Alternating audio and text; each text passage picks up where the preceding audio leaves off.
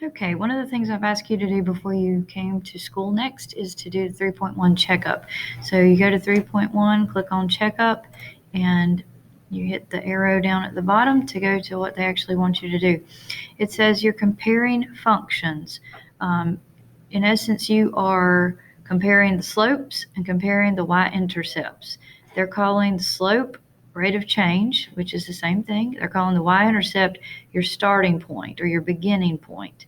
Right here, it says function A is represented by y equals 4x minus 3, and function B is a linear function that passes through the points shown on the table. So when they ask you what is the rate of change of function A, I'm going to write function A here, y equals 4x minus 3. Remember, this is in slope-intercept form. Slope-intercept form is y equals mx plus b, where m is your slope, which is also a rate of change. That's what slope is.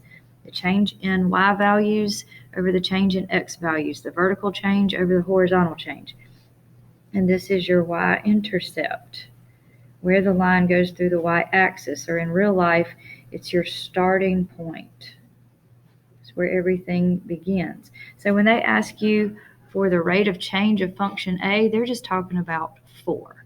So right here, you just type in 4. That is your slope. That is your rate of change.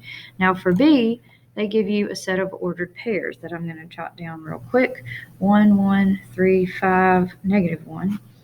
And then we have 0, 4, 8, 12.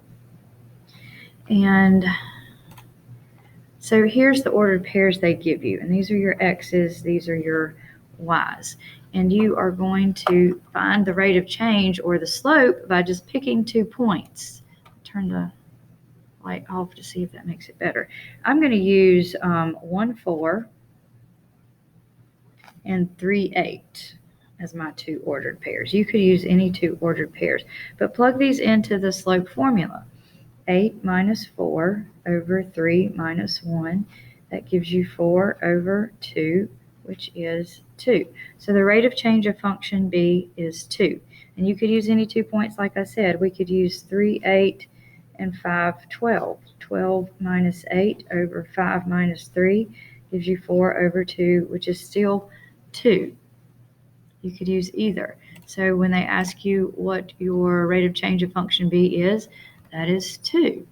Which function has the greater rate of change? Well, function A, because 4 is greater than 2. That's all they're asking you to do there. Okay, next question. It says, which statement correctly compares the rates of change and starting values of the graph and a linear equation? So rates of change, that means compare the slopes. Starting values, that means your y-intercept. What is the linear equation? The linear equation we're going with is 2x plus 3, it looks like, or whatever they have in your answer choices, actually.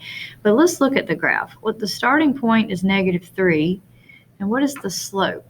If I go up 1 and over 2, that's 1 over 2. So let's write that equation on our piece of paper. For the graph, the m is 1 over 2. The slope is 1 over 2. The b is negative 3. So that means our equation is y equals 1 over 2x minus 3. That's the graph. Okay, let's look at our answer choices. The equation y equals 2x plus 3 and the graph both have a rate of change of 2 and a starting value of 3. Well, no, because we just wrote the equation. This has a rate of change of 1/2 and a starting point of negative 3, so that's not correct. My time's getting close here. The equation y equals 2x minus 3 and the graph both have a rate of change of 2. No, we can skip that. They don't both have a rate of change of 2 because the graph has a rate of change of 1 over 2. The equation 1/2 x plus 3 and the graph both have a rate of change of 1/2 and a starting value of 3. No.